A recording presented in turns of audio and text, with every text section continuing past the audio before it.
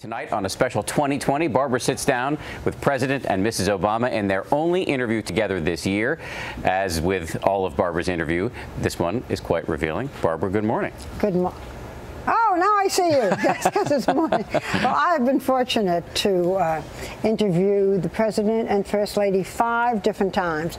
And I think you shall see when they're together, they're different. There's an affection and a relaxation that you don't see, you know, when he's addressing the camera and doing a serious interview. They bring out the best in each other.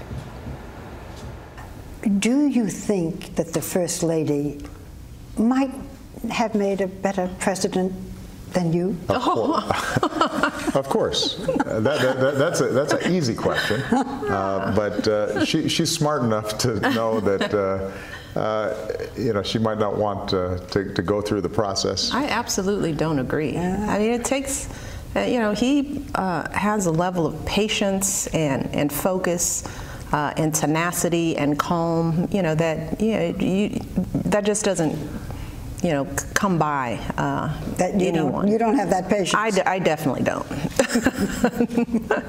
So do you, you know, when everything's quiet late in the evening, do you nag him and say, honey, why don't you this, that? No, I try not to do that. We both try to make sure that home is a sanctuary, particularly because when we're home, our girls are home, and they dominate the conversation when they're there, and they're not talking about issues of the day.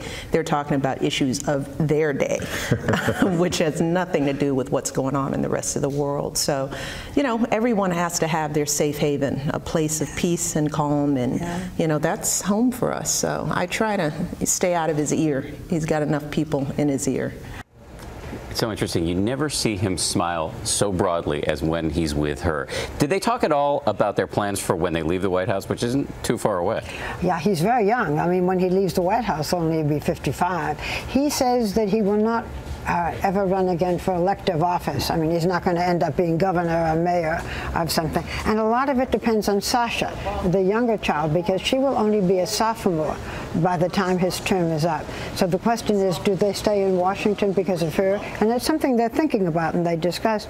Or do they take her out of school and go where? Back to Chicago? He has a whole, you know, he's a very young president and he's got many years ahead. Many years ahead. You also got a chance to see them with their dogs? Yeah. Everybody's favorite dogs. Well, you know, Bo is now, I think, like 5 years old with the white paws and the white chest. And then they have Sunny. Sunny is 17 months old. I'm an authority on dogs. She says, she told me that when the president's away, she sleeps with Bo. And I asked him about that. And he said, no, she never does. And she said, shh. So she does. I can take that as a yes. So you, this is obviously not the first time you've interviewed a president. How many presidents have you interviewed? 8. 8 different presidents, yes, starting with Richard Nixon. I mean, some people think, Dan, that I started with Abraham Lincoln, but that is a myth. No. I never, no, 8 different presidents, and you see me with Nixon. Nixon was a very uncomfortable man and hard to interview and get through to. And when we would sit beforehand while the crew was getting prepared, and he wanted to be sort of like, you know, he would tell off-color jokes to the crew. Really? That was his way to loosen up? Yeah, and to loosen the crew up and to say, hey, I'm one of you, because he never really felt that way. Any other tidbits from the 8 presidents you've interviewed in terms of what they're like off camera? George Bush used to like to have Laura next to him. He was more comfortable having her next to him. Richard Nixon never had Pat never next to him, no.